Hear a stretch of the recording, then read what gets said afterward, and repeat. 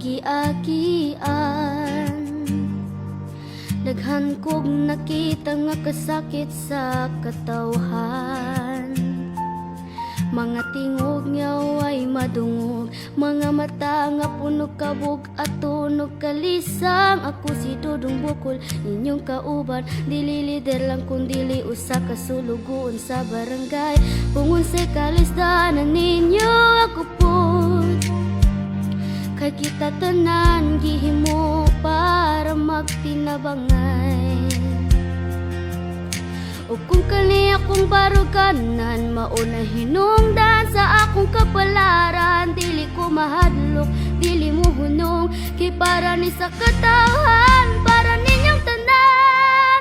Kung kani akong pagkipiso, suwit, bisan tuod kinabuhi ang balo. Suwit, basta ang akong katawhan, makita ang kahayag. Bisan ako ang mupasan sa tangit, ngitiling ko malimtan sa klesimay. Sa digos niya akong gihigugma, kung kinahanglan mo barog ko ang katapusan. So be it, para ninyo akong kinabuhi para sa tanan.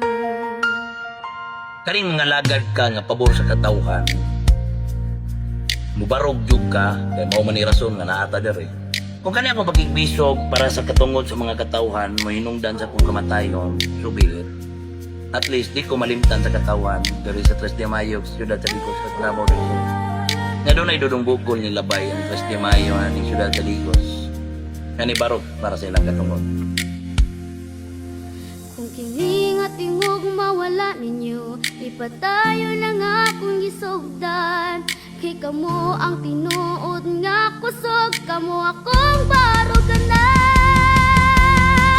Kung kani akong pakipiso, suwit, kung akong dugo maway mo patak sa tamaturan. Basta na mo tingog, naamoy kahayag, bisan ako na lang ang di makita sa katalanan. Dili ko malimtan sa 3 de Mayo, sa digos nga akong gihigugma.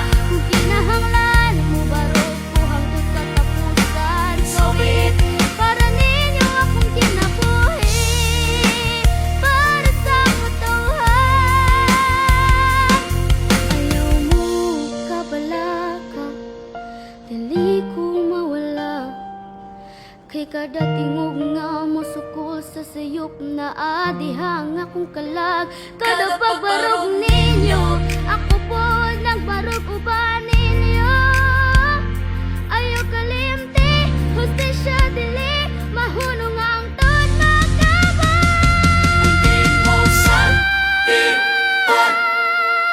So be it, kung mauli ang akong katapusan.